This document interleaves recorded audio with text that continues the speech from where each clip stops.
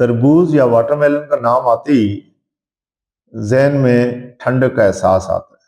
وہ علاقے جہاں پہ مسلم آبادی ہے، وہ لوگ جب بھی روزہ رکھتے ہیں تو لازمی کوشش کرتے ہیں کہ شام یعنی افطاری کے وقت تربوز ان کے دسترخوان پہ موجود ہوں، کیونکہ یہ بدن میں پانی کی کمی کو پورا کرنے کا ایک بہت بڑا ذریعہ مانا جاتا ہے۔ لوگ اس کا شربت بھی بنا کر پیتے ہیں اور اس کے طرح طرح سے صحت کے فائدے بھی حاصل ہوتے ہیں۔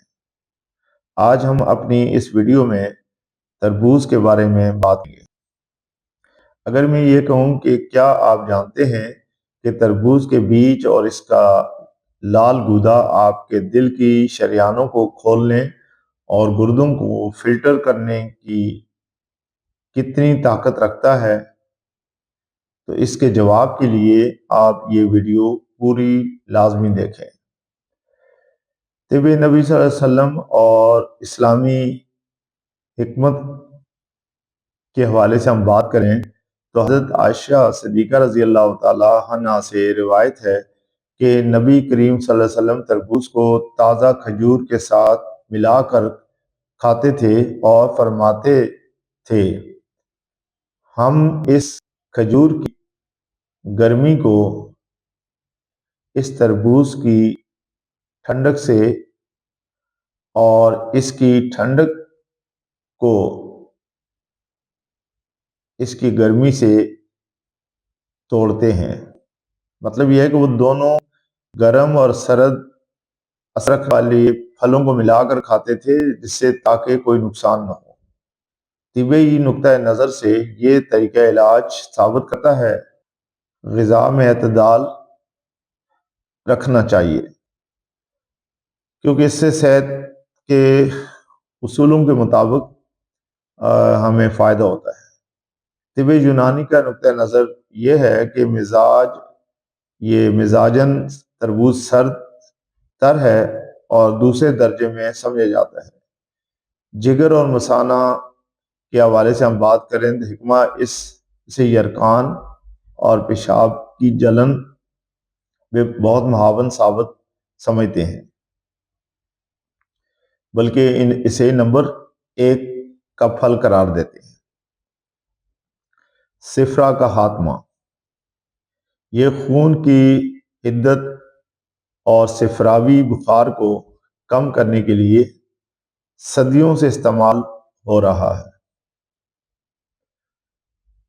اسی طرح سے ہم جدید سائنس کے حوالے سے اگر اب بات کریں یا اس کی تحقیق پہ نظر دوڑائیں تو اس کی تحقیق سے پتہ چلا کہ لائکوپین تربوز میں ٹماٹر بھی زیادہ ہوتی ہے، جو دل کی حفاظت میں بہت مددگار ہے اور کینسر سے بچاتی ہے۔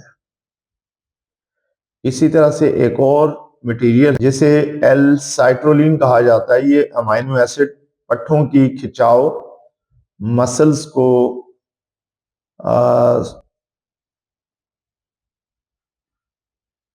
اور مسلز کا سورنس دور کرتا ہے، بلڈ پریشر کو کم رکھتا ہے۔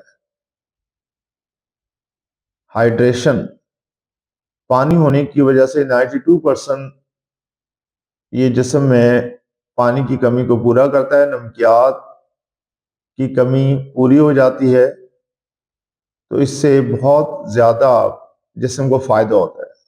ہومیوپیتھک نظریہ کوکربیٹا سٹرولس مدر ٹنکچر میں یا 30 کی پاور میں ایک دوا اس سے بنائی جاتی ہے جو گردے اور ورم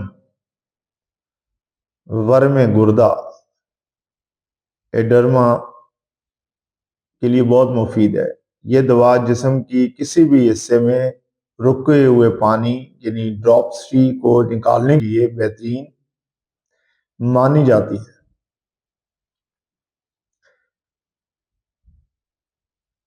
مثانے کی صفائی کے اعتبار سے ہم بات کریں تو یہ مثانے کی ریت اور باریک پتھریوں کو نکالنے میں مددگار ثابت ہوتی ہے۔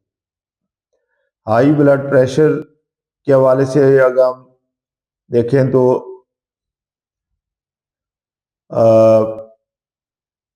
یہ بہت مفید ہے اس سلسلے میں. اگر بلڈ پریشر خون کی گرمی سے بڑا ہو تو یہ دوا فوری ریلیف دیتی ہے. بعض دفعہ ایسا ہوتا ہے کہ کھانے پینے کی وجہ سے بلڈ پریشر بڑھ جاتا ہے، نمکیات وغیرہ کی زیادتی سے، لیکن بعض دفعہ خون کے اندر اس طرح کے مواد ہوتے ہیں یا خون کا فلو کم ہونے کی وجہ سے بلڈ پریشر بڑھ جاتا ہے، تو اس کے لیے یہ دوا بہت ہی فائدہ مند ہے. لیکن آپ جب بھی دوا کا استعمال کریں تو اس سے پہلے کسی ہومیوپیتھک ڈاکٹر سے ضرور مشورہ کر لیں، تاکہ آپ کی دوسری علامات کو سامنے رکھتے ہوئے وہ دوا کو تجویز کر سکتے ہیں. اگر آپ کو میری کوشش پسند آئے تو آپ سے گزارش ہے کہ اگر آپ نئے ہیں تو میرے چینل کو ضرور سبسکرائب کریں، ویڈیو کو لائک اور شیئر کریں، تاکہ ان لوگوں تک بھی یہ بات پہنچ سکے جو یا تو بہت مصروف ہیں یا جن کو اس کا علم نہیں، تاکہ سب کو اس سے فائدہ حاصل ہو. انشاءاللہ پھر حاضر ہوتے ہیں کسی نئی ریسرچ کے ساتھ. تب تک اجازت دیجیے. اللہ حافظ.